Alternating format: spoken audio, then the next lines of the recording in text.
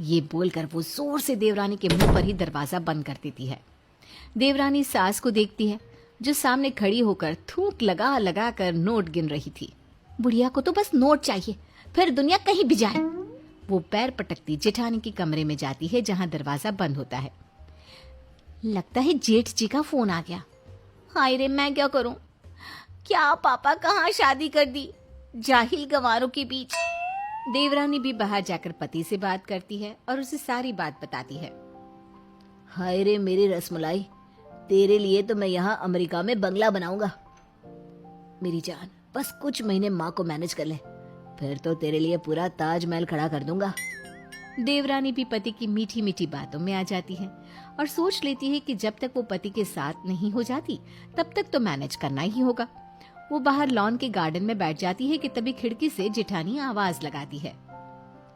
Lawn का सैर सपाटा हो चुका है तो थोड़ी देर के लिए ऊपर भी आ जाओ। सो जाओ, नहीं तो कल को कहोगी जेठानी ने कमरे से निकाल दिया। देवरानी को गुस्सा तो बहुत आता है, लेकिन क्या करे, वो कमरे में जाती है और सो जाती है। वो सो ही रही होती है कि सुबह के ठीक 5 बजे जेठानी जोर से पाती है।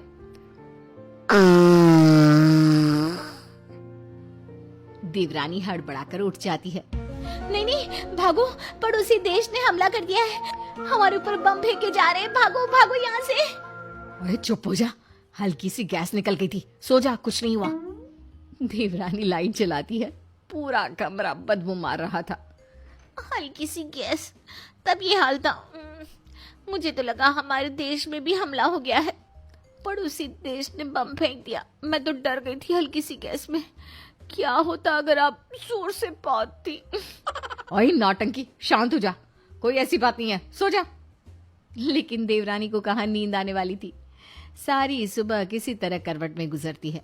अगली सुबह देवरानी सासू माँ के पास जाती है। देखिए सासू माँ, एक तो मेरे पति साथ नहीं है, ऊपर से ये तुगलकी फरमान कि दीदी के साथ एक कमरे में रहूं, मुझसे नहीं हो रहा। तो मायके चली जा, रोहन आ जाएगा तो बुला लेंगे। नहीं नहीं, ये कहीं नहीं जाएगी, ये जाएगी तो घर का सारा काम कौन करेगा? भाभी प्लीज जाने दो ना मुझे।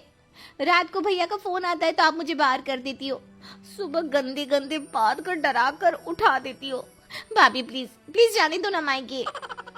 अरे उस बेचारे की उम्र हो गई है, गैस पर कंट्रोल नहीं रहता तो क्या उसका मजाक बनाएगी तू? बात तो सही है माँ जी, गैस में कंट्रोल नहीं है, लेकिन उम्र तो वैसे बाली ही है मेरी। देवरानी सास बहू का ड्रामा देखती है कि तभी उसके फोन पर पति का मैसेज आता है। हाय रे, कितने बड़े घर की फोटो, लग रहा है ये खरीद रहे हैं। मैं तो चली अमेरिका। इनमें से तो मैं किसी को ना ले जाऊं। बड़ी बहू, लग रहा है छोटी पागल हो गई है, तभी खड़े खड़े हंस रही है। तो जा कमरे में। छोटी भी सोच लेती है कि चलो ना, थोड़े दिन की तो बात है, फिर तो अमेरिका में आराम ही आराम है। फिर एक रोज, हाय री, मेरी अलमारी से मेरी लाल साड़ी गायब है, कहाँ गई? कितनी महंगी साड़ी थी, कहाँ चली गई? तभी उसकी नजर जेठानी पर पड़ती है जो उसकी लाल साड़ी पहनकर खड़ी होती है। अरे क्या हो गया छोटी, क्यों परेशान हो? वो क्या है ना, कुछ नहीं, बस कुछ ही दिनों की तो बात है, फिर मैं कहाँ, आप लोग कहाँ, क्यों? कहाँ का क्या मतलब है? देवर जी को छोड़कर किसी और के साथ जा रही हो क्या तुम? देवरानी को तो जेठानी की बात पर बहुत गुस्सा आता है। वो तो आप ही छोड़ रही होंगी जेठ जी को, जो मुझे कह रही हो। Please like and subscribe my channel. Thank you.